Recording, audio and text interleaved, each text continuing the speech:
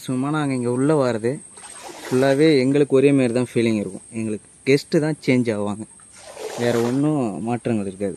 Kilo லைட்டாக ஒன்று கீழே அப்படி இருக்கும்போது எங்களுக்கு கெஸ்ட்டு சேஞ்ச் ஆகும்போது ஒரு 3 ட்ரிப்பு 4 ட்ரிப்பு ஓட்டுறோன்னா கெஸ்ட்டு சேஞ்ச் ஆவாங்க. அந்த எக்ஸ்பீரியன்ஸு கொஞ்சம் டிஃப்ரெண்ட்டாக இருக்கும். தமிழ் மக்களும் வருவாங்க, இங்கிலீஷு தெலுங்கு இந்த மாதிரி இருக்கும்போது கொஞ்சம் டிஃப்ரெண்ட்டாக இருக்கும்.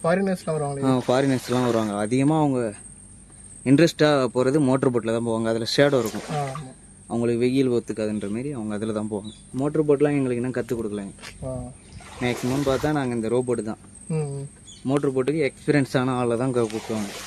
ஒரு மேக்ஸிமம் வீக்டேஸ் டைம் பார்த்தா 2-3 தான் வரும். லீவ் டைம்னு பார்த்தா ஒரு 5-6 ஓட்டலாம்.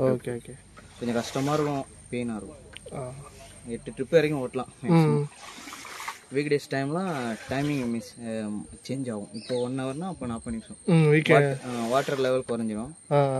அந்த டைமில் 40 நிமிஷம் தான் போடுவாங்க. எல்லா இடமும் போவாங்கண்ணே, சுற்றி பார்க்கலாம். இதோட ஸ்பெஷலே என்னன்னா இந்த காற்று உள்ளே வரல பாருங்க. எவ்வளோ வேகம் காற்று அடித்தாலும் உள்ளே காற்றை அப்சர்வ் பண்ணாது, அப்படியே காற்றெல்லாம் தடுத்துரும்.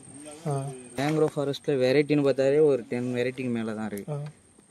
கண்டல், கருங்கண்டல், நரிக்கண்டல், இந்தமாரி நிறைய டிஃப்ரென்ஸ் இருக்குது. வெண்கண்டல், அந்த சுரப்புண்ணையில் குட்டை, நட்டை, அந்தமாரி நிறைய டிஃப்ரென்ஸ் இருக்குது.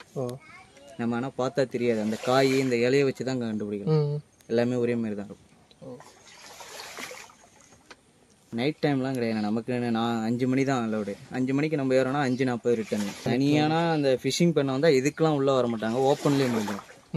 இதுக்குள்ளெலாம் அப்போ வர மாட்டாங்க, ஓப்பன் சைட்லேயே முடிச்சிடுவாங்க. ஓப்பனில் பிக் சைஸாக இடம் வந்து பாருங்க, அதில் தான் ஃபிஷிங் பண்ணுவாங்க. இதிலலாம் ஃபுல்லாகவே தழைகள் தான் இருக்கும். இப்படி உள்ளே வரும்போது இந்த குச்சி தழைகள் தான் கிடைக்குமே தவிர ஃபிஷிங் அவ்வளோதான் இருக்குது.